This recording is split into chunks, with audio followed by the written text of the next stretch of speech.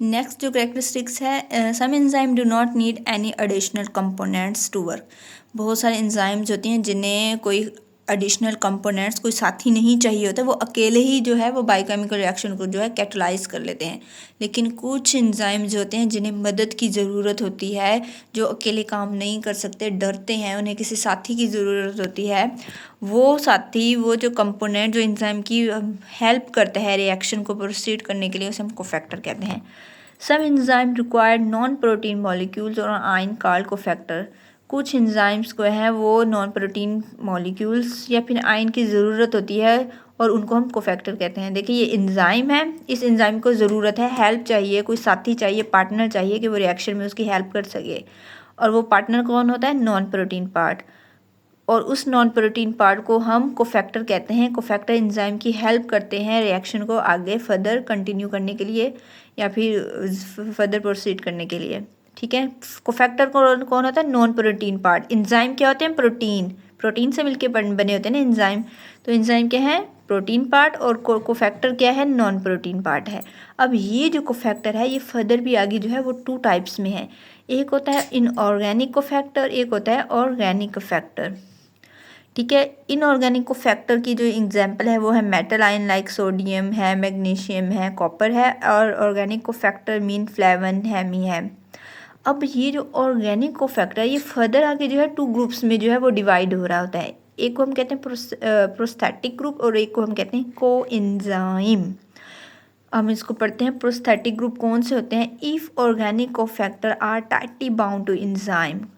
Cofactor तो एक मतलब कि पूरा मजमुआ था ना ये कोफैक्टर। फर्दर जब 2 इनऑर्गेनिक और ऑर्गेनिक कोफैक्टर में जो है वो डिवाइड होता है और वो ऑर्गेनिक कोफैक्टर यहाँ पे जो है जो एंजाइम के साथ टाइटली अटैच हो, बिल्कुल मजबूती के साथ अटैच हो, तो हम उसे प्रोस्थेटिक ग्रुप कहते हैं। If organic cofactor loosely attach with enzyme, अगर जो ऑर्गेनिक कोफैक्टर है वो एंजाइम के साथ लूजली अटैच हों तो फिर वो जो है उसे हम कोएंजाइम कहते हैं। ये क्या करते हैं? एंजाइम के साथ टाइटली जो है ना वो एंजाइम के साथ अटैच होते हैं। ये वाले कोफैक्टर ऑर्गेनिक कोफैक्टर में प्रोस्थेटिक ग्रुप। अगर ये लूजली एक जो एंजाइम के साथ अटैच होंगे तो हम उसे कोएंजाइम कहेंगे, राइट। ये हमारे पेपर में short question, most important short question ये पूछे जाते हैं। और कभी कभार ये इंपॉर्टेंट ये भी शॉर्ट क्वेश्चन पूछा जाता है कि कौन से इंपॉर्टेंट वाइटामिन्स हैं जो कि ऐसा कोएंजाइम एक्ट करते हैं। वो है riboflavin, thiamine and folic acid. ये तमाम के तमाम जो है ना विटामिन बी कॉम्प्लेक्स के जो हैं वो कंपोनेंट्स हैं। ये ऐसा कोएंजाइम एक्ट करते हैं तो हम इन्हें क्या कहते हैं? ये इंपॉर्टेंट वाइटामिन्स हैं, ये पेपर में पूछा जाता है। और लास्ट हमारी क्या है? Metabolic pathways. मेटाबॉलिक पाथवेज में क्या होता है? देखें, ये एक हमारे पास जो है ना वो एंजाइम है। इस एंजाइम के साथ ये सबस्ट्रेट ने आके अटैच हो गया और फिर जब एंजाइम और सबस्ट्रेट ने मिलके आगे एक प्रोडक्ट बना लिया। अब ये प्रोडक्ट क्या होता है? ये दूसरे एंजाइम पे ऐसा सबस्ट्रेट एक्ट कर रहे होते हैं।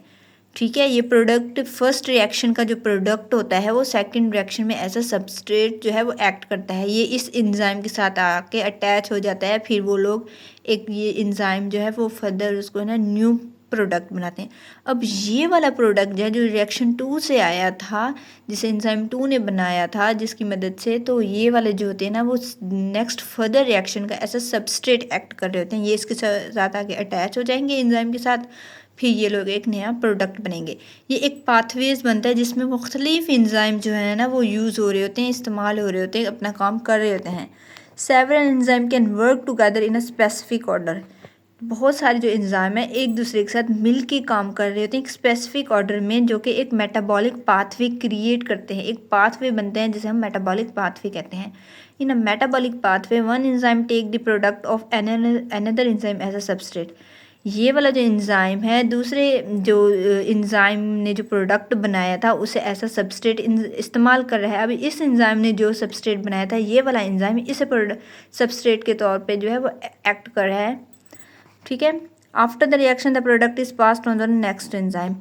रिएक्शन, ये वाला रिएक्शन हो गया, इस सबस्ट्रेट इसके साथ आके अटैच हो गया, इसने प्रोडक्ट बना लिया, ये प्रोडक्ट जो है वो नेक्स्ट एंजाइम का सबस्ट्रेट है, इसके साथ ये जब बनेगा तो वो लोग नेक्स्ट प्रोडक्ट बनेंगे। अब ये वाला प्रोडक्ट जो है वो फर्दर एक दूसरे एंजाइम के लिए, जो थर्ड वाला एंजाइम उसके लिए ऐसा सबस्ट्रेट एक्ट करेगा, और फिर इस तरह जो है ना वो रिएक्शन ये पाथवे जो है वो कंटिन्यू होते रहेंगे और यहाँ पे जो है वो प्रोडक्ट बन जाएंगे। सो ये था हमारा टॉपिक जिसमें हम लोगों ने कैरेक्टरिस्टिक्स ऑफ एंजाइम्स को पढ़ा था।